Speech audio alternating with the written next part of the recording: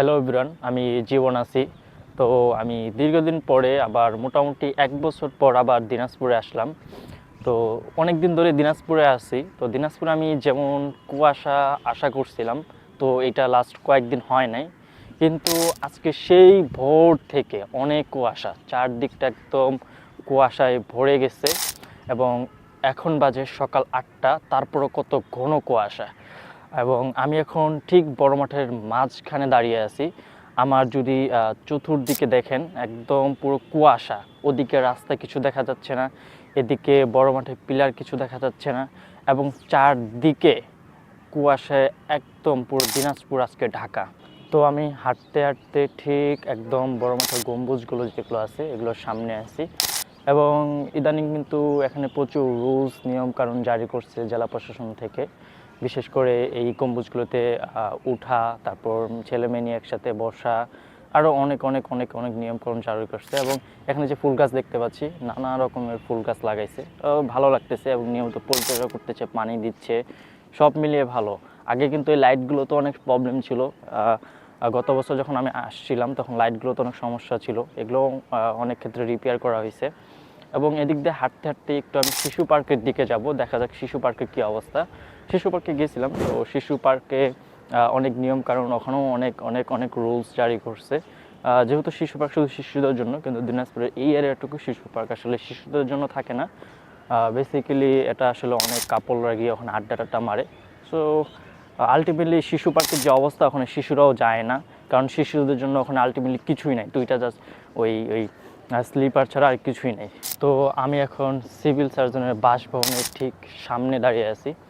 এবং এই রাস্তা দিয়ে এদিক দিয়েই ঠিক শিশু পার্ক যাবো, এবং শিশু পার্ক গিয়ে দেখবো যে আসলে শিশু পার্কের অবস্থাটা কী।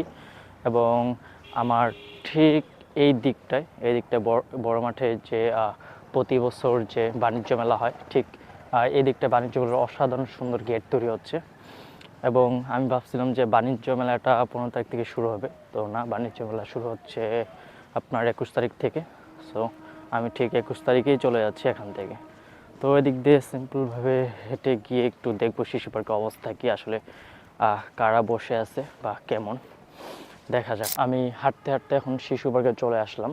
এবং এখন মোটামুটি 9টা বাজতেছে, তারপর চারদিকে কুয়াশা, প্রচুর কুয়াশা দেখা যাচ্ছে। মনে হয় শিশু পার্কে কিছু রুলস নিয়মকানুন জারি করছে অনেক কঠোরভাবে। আর বিশেষ করে যারা এখানে সিনিয়র সিটিজেন আছে, তাদের জন্য এখানে হাঁটা চলার জন্য, তাদের শারীরিক কসরতের জন্য এখানে আসলে একটা নির্দিষ্ট টাইম দিয়ে দেওয়া হয়েছে যে তারা এই পর্যন্ত শিশু পার্কে অবস্থান করতে পারবে।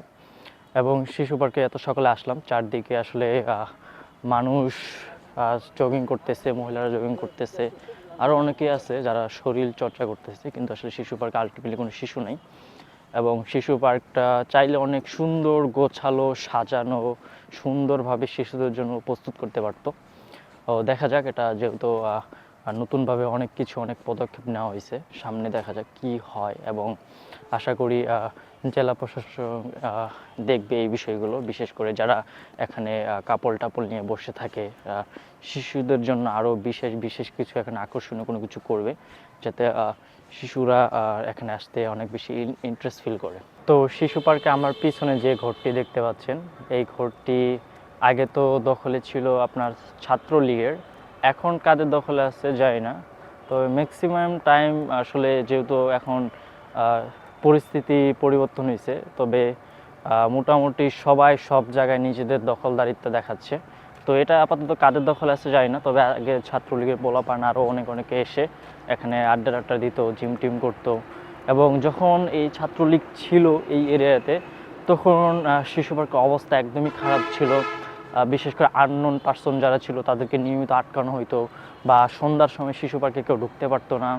এবং বড় মাঠের যে এরিয়াটুকু ছিল, ওদিকেও কেউ ওইভাবে আসলে আসতে পারতো না, যারা আননোন পার্সন ছিল, যারা আসলে দিনাজপুরে ওইভাবে থাকে না, চিনে না, বা বাহির জেলার থেকে আসে ঘুরতে। তো তাদেরকে আটকে টাটকিয়ে পরে ওই যে ছিনতাইয়ের মতো কার্যক্রম ঘটাইতো। তো এখন এইসব পরিবর্তন হচ্ছে, এবং সামনে আশা করি আস্তে আস্তে অনেক পরিবর্তন হবে। তো আমি এখন এই পুকুরটিতে আছি, এই যে এদিকে যে পুকুরটি আছে, তো এখানে আমি যখন সেন্ট ফিলিপসে পড়তাম তো এখানে একবার খেলতে আসছিলাম, তো অনেকে খেলতেছিল, বলছিলাম যে নিবে কিনা, তো তখন আমাকে খেলতে নিছিল। তো ভালো, এরিয়াটুকু অনেক ভালো। আর এখানে নিয়মিত ফুটবল খেলা হয়। দেখতে পাচ্ছেন এটা একটা পুকুর ছিল, যদিও বর্ষার সময় পানি টানি ভরে যায়। এখন তো শীতকাল, এখন আসলে অনেক ফ্রি। আর চতুর্দিকে এলাকার পরিস্থিতি দেখতেই পাচ্ছেন, শিশু পার্কের অবস্থা চারদিকে। তো একটা বিষয় বলে রাখি, আজকের ভিডিওটি একদম কোনো প্ল্যানিং ছাড়া সকালে ঘুম থেকে উঠছি এবং ভিডিও করা শুরু করে দিছি। এবং এখন যেহেতু সকাল 9টা বাজে, আমি কিচ্ছু খাই নাই সকাল থেকে, একটু পানিও খাই নাই, পানি ব্যাগে করে ক্যারি করতেছি। তো এদিক দিয়ে শিশু পার্কটা পুরোটাই ঘুরে একটা রাউন্ড দিয়ে একটু গিয়ে নাস্তা করব বড় মাঠের ওখানে, একটু নাস্তা করে আবার দেখা যাক এরপরে কি হয় বা ভিডিও করব কি না। তো দেখি, ভিডিওটি অনেক জোরাতালি দিয়ে হবে, সো কেউ অন্যভাবে নেন না। এবং ভিডিওটি আমি যেহেতু মোবাইলে আলট্রা ওয়াইড দিয়ে করতেছি, হয়তো বা কোয়ালিটি একটু ড্রপ খাবে, যেহেতু মেন ক্যামেরা দিয়ে করতেছি না।